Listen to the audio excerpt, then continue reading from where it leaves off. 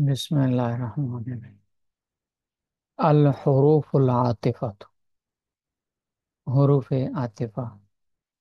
ویا اور وہ یہ ہیں: واو، الواو والفاء و ثم و حتی و او و اما و ام و لا و بل و لیکن۔ یہاں سے مصنف رحمۃ اللہ علیہ حروف عاملہ کی تیسری قسم حروف عاطفہ کی تفصیل بیان فرما رہے ہیں۔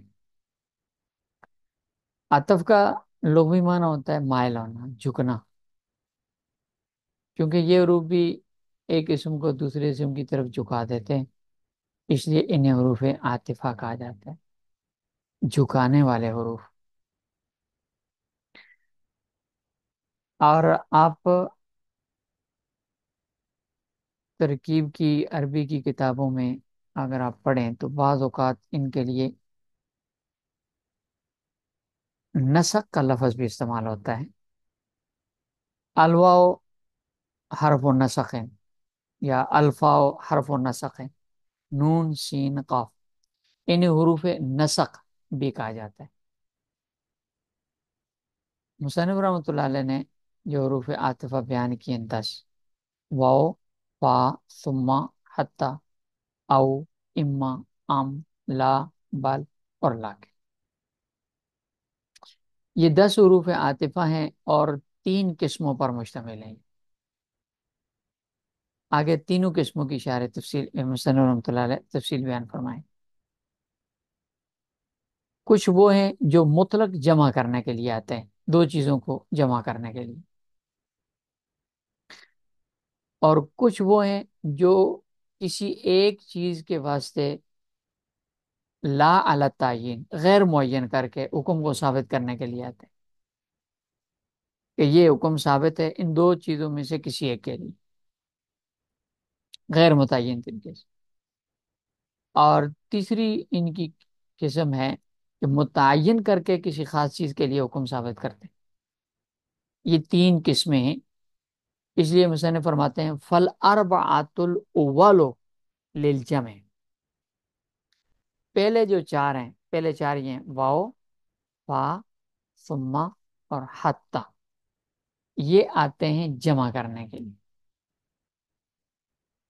یعنی معطوف اور معطوف علیہ کو ایک حکم میں جمع کرنے کے لیے آتے ہیں۔ اگر معطوف علیہ کے لیے حکم ثابت ہے تو معطوف کے لیے بھی حکم ثابت ہوگا، اور اگر معطوف علیہ سے حکم کی نفی ہے تو معطوف کے لیے بھی حکم کی نفی ہوگی۔ یہ ہے جمع کرنے کا مطلب، معطوف کو معطوف علیہ کے ساتھ حکم میں، خواہ وہ حکم مثبت ہو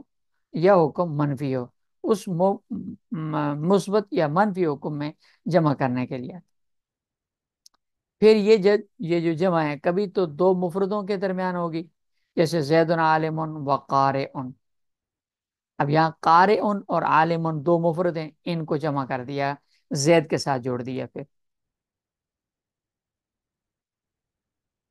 اور زید و عمر قائمان ہے، کہ زید اور عمر دونوں قائم ہیں، یعنی کھڑے ہیں۔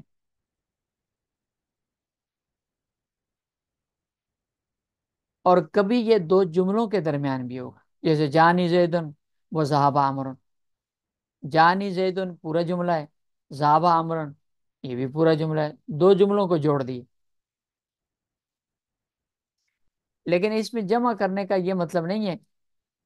کہ معطوف اور معطوف والے دونوں کو ایک ہی فعل کے ساتھ اور ایک ہی وقت اور جگہ میں جمع کر دیا۔ مطلب یہ ہے کہ دونوں کا ربط ایک دوسرے کے ساتھ ثابت کر دیا ہے۔ جانی زیدن و عمرن کا من ہوگا زید بھی آیا اور عمر بھی آیا، یعنی آنے کا فعل زید اور عمر دونوں کی طرف سے پایا گیا۔ تو فل اربعۃ الاول، پہلے جو 4 ہیں، واو، فا، ثم، حتی، یہ 4 آتے ہیں للجمع، جمع کرنے کے لیے، لیکن پھر اس میں آگے کچھ تفصیلات ہیں ہر ایک کی الگ الگ۔ تو مصنف فرماتے ہیں فالواو للجمع مطلقاً لا ترتیب فیہا، کہ ان 4 حروف میں سے جو پہلا حرف ہے واو، کیونکہ ان میں آتے تو مطلقاً چاروں جمع کرنے کے لیے، لیکن فرق ضرور ہے، ان فرقوں کو آگے بیان فرما رہے ہیں، کہ فرماتے ہیں کہ ان میں جو واو ہے یہ مطلق معطوف معطوف علیہ کے، معطوف کو معطوف علیہ کے ساتھ حکم میں جمع کرنے کے لیے آتی ہے، جیسے جانی زید و عمر، اس میں واو نے عمر کو جا کے حکم میں فعل میں زید کے ساتھ جمع کر دیا بس، اس میں کسی قسم کی کوئی ترتیب نہیں ہے، لا ترتیب فیہا، کہ زید پہلے آیا عمر بعد میں آیا، اور یہ کہ زید اور عمر میں آنے میں فاصلہ تھا یا بغیر فاصلہ کے، بغیر مہلت کے ہے، کوئی یہ ترتیب اس واو میں بھی نہیں ہوتی، دونوں اکٹھے آئے وقفے سے آئے، یہ جو چیزیں ہیں یہ خارجی قرائن سے حاصل ہوں گی، واو ان میں سے کسی چیز کو بیان نہیں کرتی، اسی وجہ سے واو ایسی عبارات میں بھی عطف کے لیے آتی ہے جہاں ترتیب کا معنی مراد لینا ممکن نہیں ہوتا، جیسے مثلا یا مریم قنوتی لے رب کے وسجدی ورکائی، اب اس میں دیکھیں وسجدی سجدہ کرو، ورکائی رکو کرو، اب اس میں یہاں ترتیب نہیں ہو سکتی کہ پہلے سجدہ ہو پھر رکو ہو، حالانکہ رکو پہلے ہوتا ہے سجدہ بعد میں آتا ہے، اس لیے یہاں واؤ اس جدی اور ارکائی کے درمیان یہ واؤ مطلق جمع کرنے کے لیے ہے، سجدے اور رکوع کے حکم کو حضرت مریم کے لیے جمع کر دیا اللہ پاک نے، تو واؤ صرف اور صرف جمع کرنی ہے، اسی طرح آپ سورہ جاسیہ میں نموت و نحیا وما یہلکنا الا الدہر، اس میں نموت تو پہلے ہے نحیا بعد میں ہے، یہاں ترتیب کوئی نہیں ہے، یہ کہ اگر ترتیب ہو تو پہلے موت اور پھر حیات نہیں، پہلے زندگی ہے، کیونکہ زندگی سے مراد یہاں دنیا کی زندگی ہے، ہم دنیا میں زندہ رہیں گے مر جائیں گے بس، آگے دوبارہ اٹھنے کا والا معاملہ نہیں، تو اس میں واو مطلق جمع کرنے کے لیے آتی ہے، لا ترتیب فیہا، اس میں ترتیب کا کوئی فائدہ حاصل نہیں ہوتا، والفاء للترتیب ہے، البتہ فا جو ہے یہ ترتیب کے لیے آتی ہے، مصنف رحمۃ اللہ فرماتے ہیں جس کو فا تعقیب بلا مولد بھی کہتے ہیں، ترتیب بلا مولد کے لیے آتی ہے، جیسے جانی زید فامرن، اس کا مطلب یہ ہے کہ زید آیا اور پھر زید کے بعد امر متصل آیا، یہ عطف مفرد میں ہے، جانی زید فامرن، کہ زید آیا اور اس کے ساتھ متصل امر آیا، اور اگر جملے میں فا آ جائے قام زید فقعد امر، تو اس کا مطلب یہ ہوگا کہ پہلے والے جملے کا مضمون دوسرے والے جملے کا مضمون پہلے والے جملے کے مضمون کے متصل پایا گیا، قام زید فقعد عمر، یعنی عامر کا بیٹھنا زید کے قیام کے متصل پایا گیا، پہلے زید کھڑا ہوا اور پھر اس کے فوراً بعد عمر بیٹھ گیا، تو والفاء للترتیب ہے، فا آتی ہے ترتیب کے لیے، البتہ فا کے ذریعے جملے کے عطف میں بسا اوقات یہ چیز بھی مقصود ہوتی ہے کہ بعد والے جملے کا مضمون پہلے والے جملے پر مرتب ہے، باقی زمانے کے اعتبار سے یہ کیا ہے ترتیب وہ مقصود نہیں ہوتی، صرف اتنا مقصود ہوتا ہے کہ بعد والے جملے کا مضمون پہلے والے جملے پر مرتب ہو رہا ہے، مثلا سورہ زمر کی آیت ہے ادخلوا ابواب جہنم خالدین فیہا فبئس مثوی المتکبرین، اب اس میں فبئس مثوی المتکبرین کا جو حکم ہے یہ ادخلوا ابواب جہنم خالدین فیہا اس پر صرف مرتب ہے، یہاں ترتیب وغیرہ کا کوئی مسئلہ نہیں، مطلب یہ ہے کہ جہنم کے دروازوں سے داخل ہو جاؤ اس میں ہمیشہ رہو گے تم، اور جہنم کا جو ٹھکانہ ہے نا یہ برا ٹھکانہ ہے، ظاہر ٹھکانہ جہنم میں دخول پر مرتب ہے، تو مصنف فرماتے ہیں کہ والفاء للترتیب، اور تیسرا لفظ ہے ثم، وثم مثلها بمولۃ، کہ ثم بھی فا کی طرح ترتیب کے لیے آتا ہے، لیکن فا اور سما میں فرق یہ ہے کہ فا ترتیب بلا مولد کے لیے تھا اور سما ترتیب بالمولد کے لیے. جیسے جانی زیدن ثم عمرن جب کہا جائے تو اس کا مطلب یہ ہوگا کہ پہلے عمر آیا اور پھر کچھ دیر کے بعد پہلے زید آیا اور پھر کچھ دیر کے بعد عمر آیا. تو عمر کا آنا زید کے آنے کے بعد وقفے سے پایا گیا ہے، دیر سے پایا گیا ہے. البتہ کبھی سما صرف ترتیبی ذکری کے لیے بھی آتا ہے، تراخی اور دیر سے آنا مقصود نہیں ہوتا.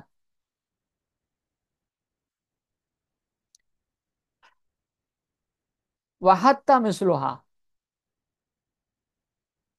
ومعطوفها جزء من مطبوعی لیفید قوتا او ضعفا.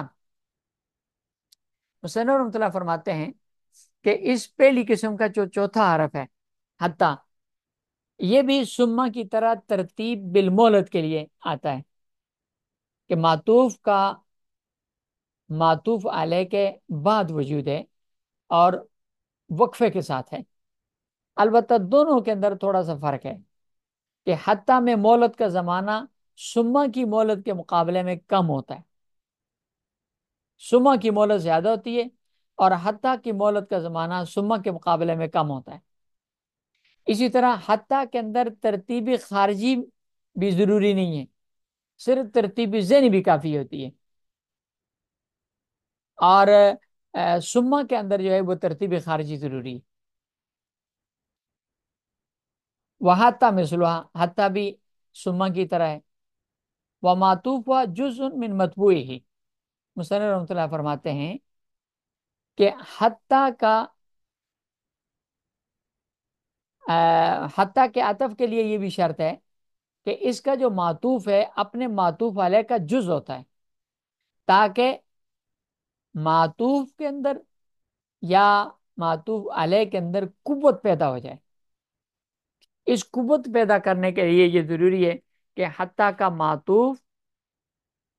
مطبوع تابع اپنے معطوف علیہ یعنی مطبوع کا جز ہو. جیسے اکل تو سما کا تحت تارا سہا، میں نے مچھلی کھائی یہاں تک کہ اس کا سر بھی کھا لیا. تو مچھلی کا جو سر ہے یہ مچھلی کا ایک جز ہے. تو حتی کا معطوف اپنے معطوف علیہ کا جز ہوتا ہے. اور لیفیدہ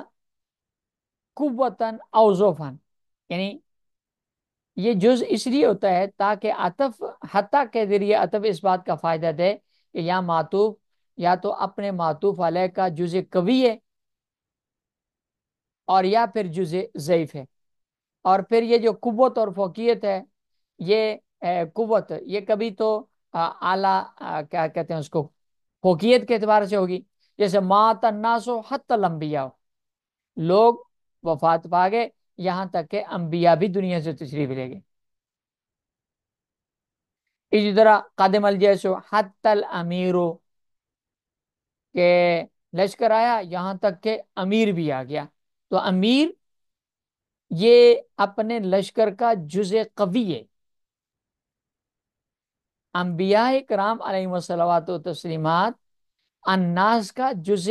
اعلیٰ ہیں، جز قوی ہیں. اور کبھی ترتیب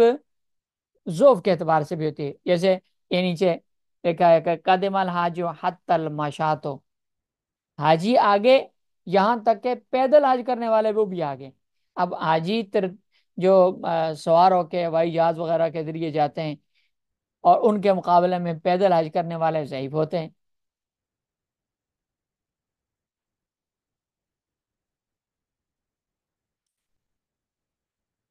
وَمَعْطُوفُهَا جُزْءٌ مِّن مَطْبُوعِهِ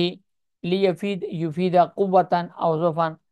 اور حتی کا معطوف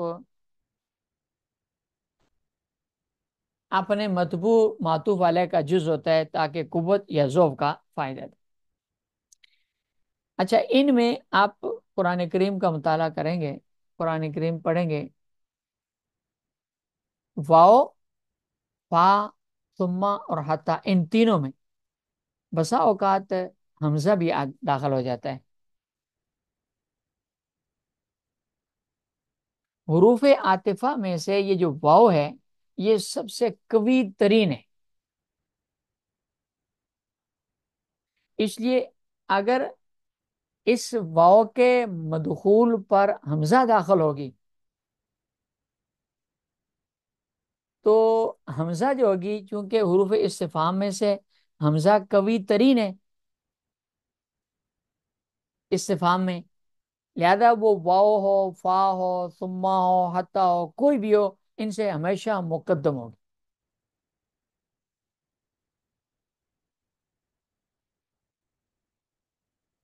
ثم اذا ما وقع، حمزہ قوی ترین ہے۔ البتہ حمزہ کے علاوہ دوسرے جو حروف وہ الفاظ استفہام ہیں، حل وغیرہ، وہ استفہام میں چونکہ قوی اتنے نہیں ہیں، حمزہ کے تابع ہوتے ہیں سارے، اس لیے وہ ان حروف کے حروف عطف جو ہیں، یہ واو، فا، ثم وغیرہ، ان کے بعد آتے ہیں، لیکن حمزہ ان سے پہلے آتی ہے، واو سے بھی پہلے ہے، فا سے بھی پہلے، ثم سے بھی پہلے، حتی سے بھی پہلے آتی ہے۔ باقی جو حروف استفہام ہیں وہ ان کے بعد آتے ہیں، یہ صرف حمزہ کی خصوصیت ہے۔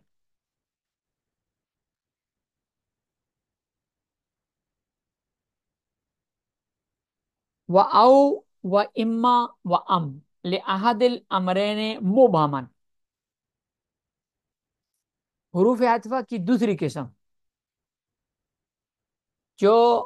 غیر معین طریقے سے کسی ایک چیز کے لیے، دو میں سے کسی ایک چیز کے لیے حکم ثابت کرتے ہیں، اور یہ او، اما اور ام ہیں، یعنی تین حرف ہیں، او، اما، ام، معطوف اور معطوف علیہ میں سے کسی ایک کے لیے غیر معین طور پر حکم ثابت کرنے کے لیے آتے ہیں۔ چار پہلی قسم میں تھے اور تین اس قسم میں ہو گئے، تو سات ہو گئے، پیچھے تین آ گئے، وہ تیسری قسم میں۔ مصنف رحمۃ اللہ فرماتے ہیں کہ یہ تینوں حروف اس بات پہ تو مشترک ہیں کہ تینوں معطوف اور معطوف علیہ میں سے کسی ایک کے واسطے حکم کو ثابت کرنے کے لیے آتے ہیں،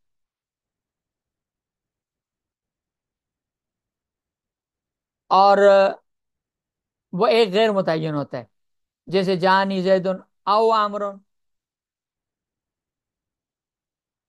ازید عندک ام عامر، ہاذا اما عالم او شاعر۔ اب دیکھیں، او، اما، ام، تینوں نے غیر متعین طریقے سے حکم کو ثابت کیا، جانی زید او امر، میرے پاس زید آیا یا امر آیا۔ اب آنے کا حکم دونوں میں سے کسی ایک کے لیے ثابت ہے، لیکن یقینی طور پر کسی ایک کے بارے میں نہیں کہا جا رہا۔ اسی طرح ازید عندک ام عامر، زید ہے آپ کے پاس یا عامر ہے؟ اب ایک آدمی آپ کے پاس موجود ہے لیکن وہ کون سا ہے اس کی کوئی یقین نہیں ہے، غیر متعین طریقے سے کسی ایک کے لیے اندہ والا حکم ثابت کیا گیا۔ اس طرح حاضہ اما عالم او شاعر، یہ یا تو عالم ہے یا شاعر ہے، ایک چیز ہے لیکن کیا چیز ہے یہ متعین نہیں۔ تو لأحد الامرین مبہمن، یہ تین اس میں تو مشترک ہیں کہ مبہم طریقے سے دو میں سے کسی ایک چیز کے لیے حکم ثابت کرتے ہیں، البتہ اس کے علاوہ بعض معنی میں ان کا آپس میں فرق بھی ہے۔ پھر مصنف رحمۃ اللہ علیہ نے ام اور اما کے معنی کا فرق بیان فرمایا ہے، فرماتے ہیں وہ ام المتصلۃ لازمۃ لحمزۃ الاستفہام یلیا احد المستویین والآخر الحمزۃ بعد ثبوت احدہما لطلب تعیین۔